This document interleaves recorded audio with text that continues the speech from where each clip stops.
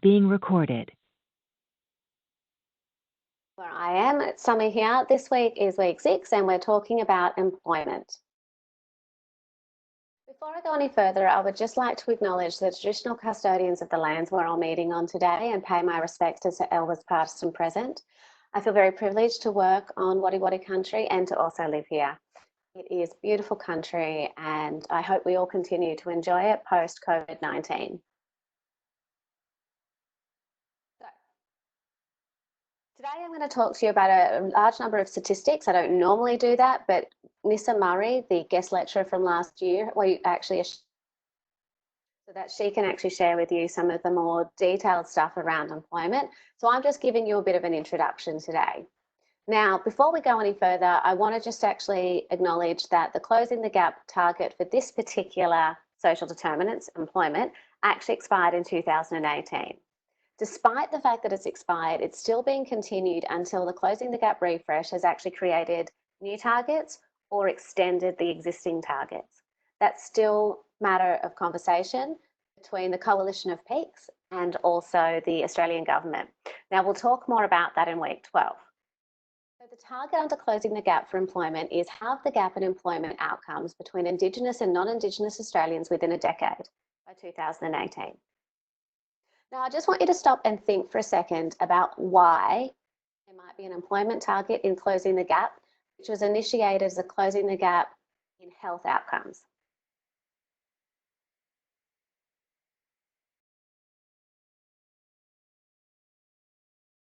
We know that obviously when you are getting paid, you're more likely to actually have food on the table, a roof over your head.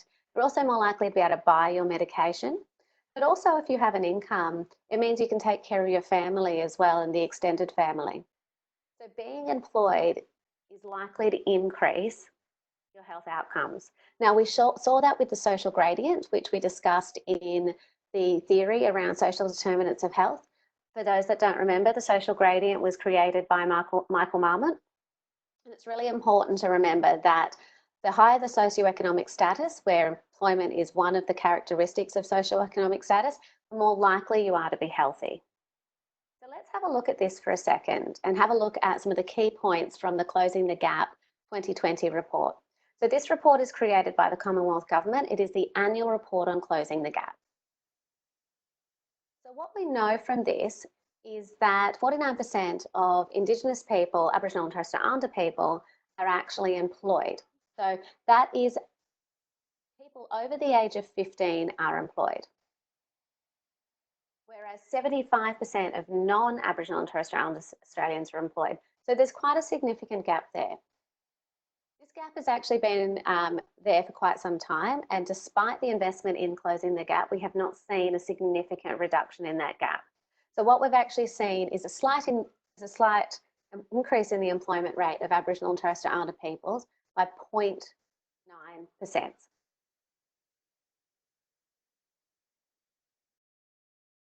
So one of the things we also need to think about is Aboriginal and Torres Strait unemployment by remoteness. So what we know is that you're more likely to be employed if you're in a city than if you're in a very remote location. So the Australian Bureau of Statistics and the Australian Institute of Health and Welfare, which are our two primary sources of information for statistical data, actually use a 5-point scale. So they have major cities, which would include things like Sydney, Melbourne, Canberra. They then also have inner regional. So inner regional is places that are in proximity to a major city. So that would be things like, I think Newcastle's an inner regional area. Then you've actually got outer regional areas. So that'll be a regional area like Wagga Wagga. And then you've got remote areas, which would be something like probably Walgett, and very remote areas, or somewhere like Burke. Now, don't hold me to those, but it gives you an estimate of the scale of remoteness. So in New South Wales, we have very remote areas, but they're very, very few. Victoria has no very remote areas. So let's have a look at the proportion of Aboriginal and Torres Strait Islander peoples aged between 15 and 64 from 2016 that were employed. So this data is coming from the census. So this is reasonably reliable data. Often when it comes from when it comes to Aboriginal and Torres Strait Islander statistics. There can be a significant margin of error, but the census is the most reliable data because it captures the most people. So what we can see is that Aboriginal and Torres Strait Islander people are always less likely to be employed, regardless of remoteness, than non-Aboriginal and Torres Strait Islander people. Now, I want you to actually think about, just looking at the Aboriginal and Torres Strait Islander data, why people are less likely to be employed in a very remote area.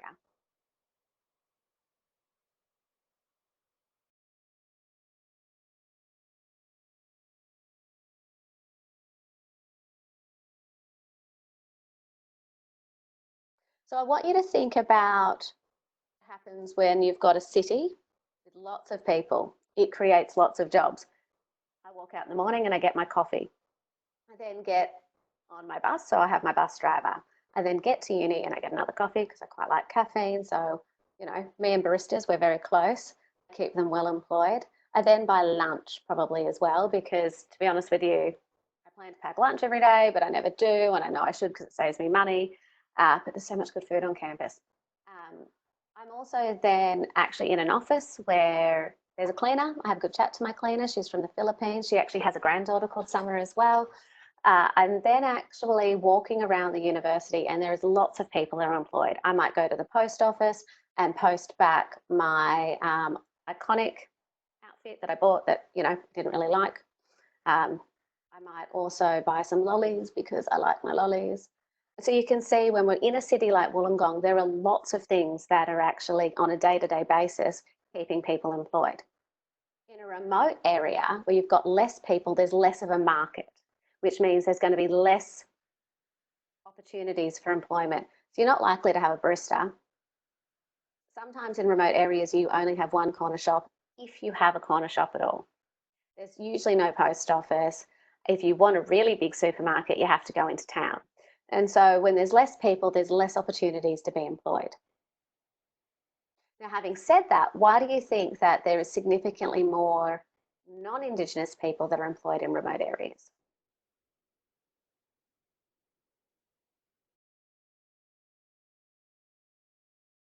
One of the reasons is because people who are non-Indigenous that are in a remote area are usually there for employment. So they might be fly in, fly out, say with a mining company. They might actually own property out there and running cattle. There's lots of reasons why they could be out there. They could be out there to work at the local health service. So if they're out there for employment, why do you think Aboriginal people and Torres Strait Islander people are actually in a very remote community?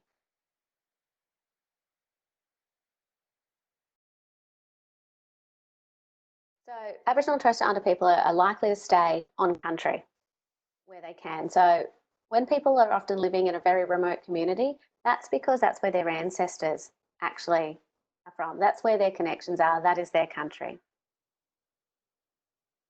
So we need to be thinking about if you're running a program for Aboriginal and Torres Strait Islander people when it comes to employment at a state or a national level, if you're going to develop policy around employment, you need to start thinking about the differences across the different remoteness so that you can actually understand what people might need and what resources are available to support you.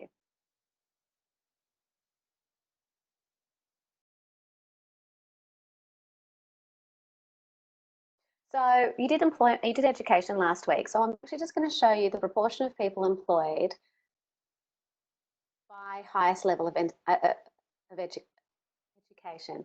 Sorry. So Aboriginal and Torres Strait Islander people, much like non-Aboriginal and Torres Strait Islander people, if they have a bachelor degree or higher, like myself or Nadia, are almost equally employed. There is a very, very tiny difference. Again, we're still significantly likely to be employed if we have an advanced diploma or a diploma, slightly less than non-Aboriginal people. And as you can see, it goes down. So Aboriginal and Torres Strait Islander people are less likely to be employed if they haven't finished Year 9, much like everybody else. The highest level was Year 9, my apologies. Now it's really important to understand then the link between employment and education. This graph clearly shows that we have a really, really clear link between the two. This is why it's really important that we actually get children really young into education. Now, we have to remember, though, as Nadia talked about, that the way Aboriginal and Torres Strait Islander peoples are educated needs to be different, but also need to be mindful of the fact that we need to be educating people in Aboriginal and Torres Strait Islander people in their own cultures. So we need to make sure that we're not just putting a Western lens over what employment and education is. So also being mindful of what the principal occupations are for Aboriginal and Torres Strait Islander people. And it's really important for you to see this because largely you're actually going to go, if you're doing this subject and you're interested in public health, into health. So Aboriginal and Torres Strait Islander people are more likely to be employed in healthcare and social assistance. Now, the Aboriginal community controlled health sector is actually the largest employer of Aboriginal people. So Aboriginal people employing Aboriginal people, I want you to stop and think about why they might be the largest employer of Aboriginal people.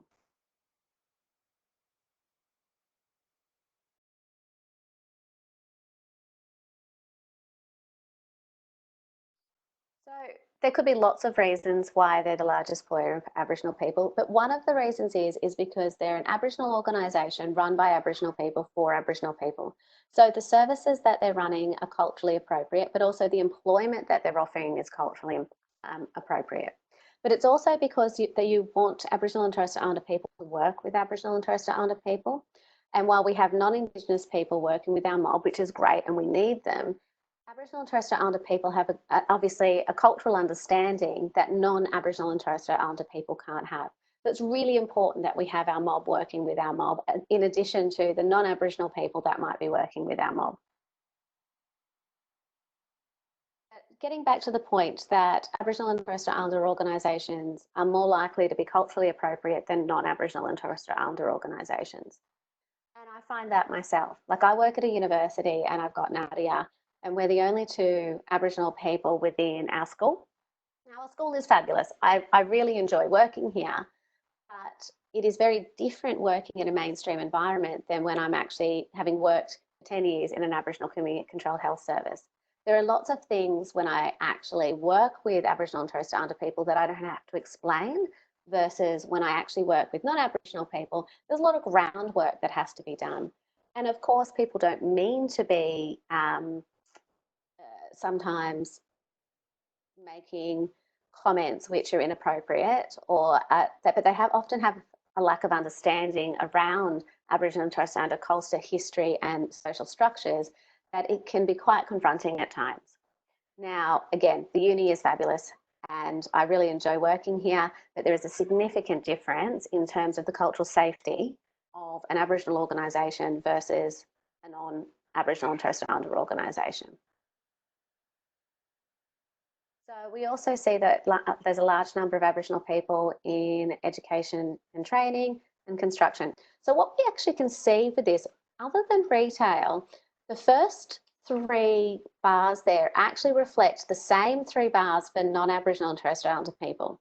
And so those sectors seem to be the biggest employer in the country.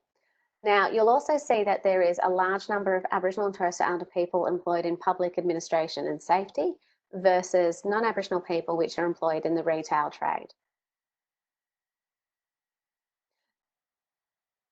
It's really important to understand the different reasons why people might be employed, but in public administration and safety, what we could be looking at is public service.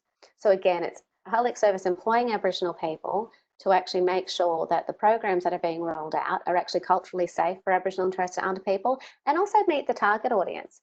So that's something that we need to be thinking about as well, is when you're developing something, whether it be for men or women. So if you're delivering a campaign, for example, around prostate cancer and screening, or say breast cancer and screening, you need to make sure that this is appropriate for men and appropriate for women. So you would actually employ men to kind of work with that on that topic, and women on that, on breast cancer. On the flip side, that's the right reason why you have Aboriginal and Torres Strait Islander people working in those spaces. So let's look at the Aboriginal and Torres Strait Islander employment statistics by gender.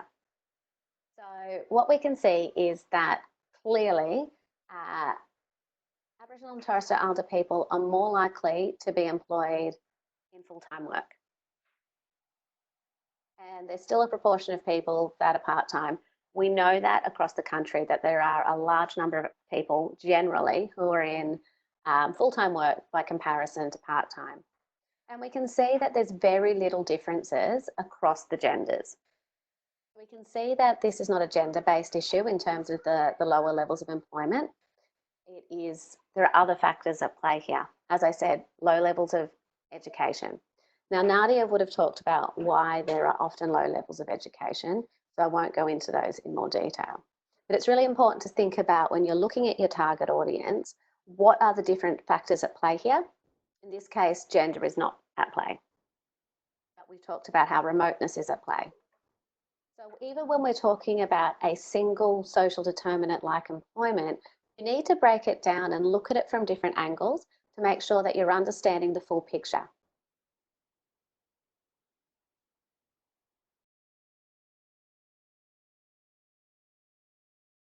So let's look at it by age.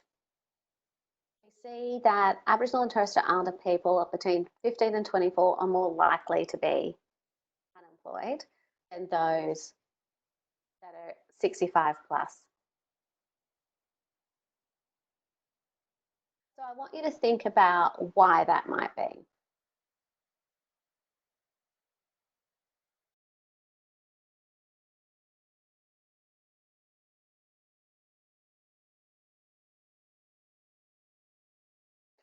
So generally across Australia, we actually have a higher youth unemployment rate than we do other employment.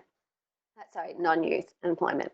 So on one level, Aboriginal and Torres Strait Islander people under the age, 15 to 24, are less likely to be employed because Australians are less likely to hire young people because they're less likely to have an education, they're less skilled, all of those factors. We also need to be thinking about the fact that Aboriginal and Torres Strait Islander people have children younger. It is not uncommon for someone by the age of 24 to have had a child. Actually, the average age for children is about 23 for Aboriginal and Torres Strait Islander people. And for non-Aboriginal people, it's about 31 from memory. So there's a significant difference in the age where a woman has her first child. That has a fact that it plays a role in the employment of a person. But what we can see here is that it is not uncommon for people to become more employable as they get older, largely because they have more experience and skills.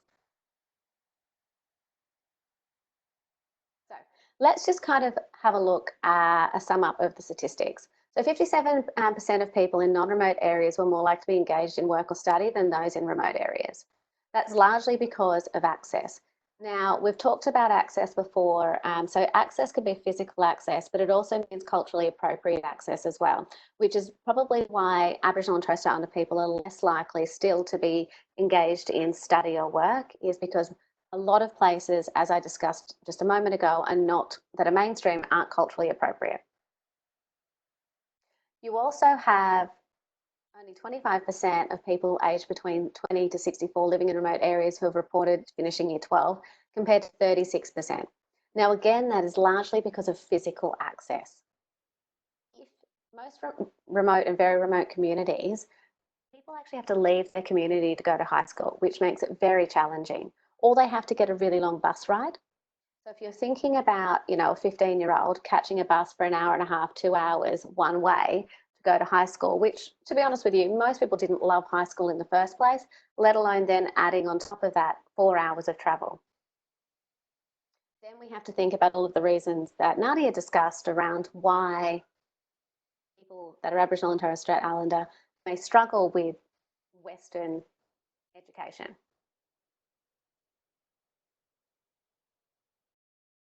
So we also need to recognise, as discussed, that there is a clear association between remoteness and employment. People in non-remote areas are more likely to be employed than remote areas. The unemployment rate is twice that in remote areas than major cities. And again, in remote areas, 50% of people were not in the labour force, compared to 39% of non-remote areas. So there is a really, really, really clear link here between remoteness and employment and education and employment. So during this week, when you're actually reflecting on doing your reflection, I want you to think about why people still stay in remote areas and very areas. As I said, it is a connection to culture, it's a connection to family, and it's also a connection to country. Aboriginal and Torres Strait Islander peoples have been in this country for 60,000 plus years. So you can imagine that when you've got such strong connections to a place, your family has strong connections, you're less likely to want to leave those. So again, we're thinking about what are the additional cultural factors at play here that assist Aboriginal and Torres Strait Islander peoples to live and breathe and experience life. And then thinking about what you might be able to do, whether you work at a health service, whether or not you work as a politician or a policymaker, you go into public service, go and work for an NGO, what you might be able to do when thinking about employment statistics and Aboriginal and Torres Strait Islander people with the information you now have. That's a really important element of your reflective journal. So now you're going to watch the video from Nissa Murray. She did this last year. Nissa is an amazing, amazing woman. We're really lucky to have had her.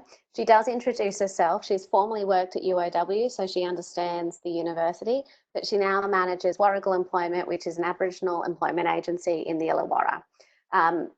Please make sure that you sit and reflect on what Nissa has to say. It is a brilliant, brilliant guest lecture. Thanks very much for joining us. See you in the WebEx.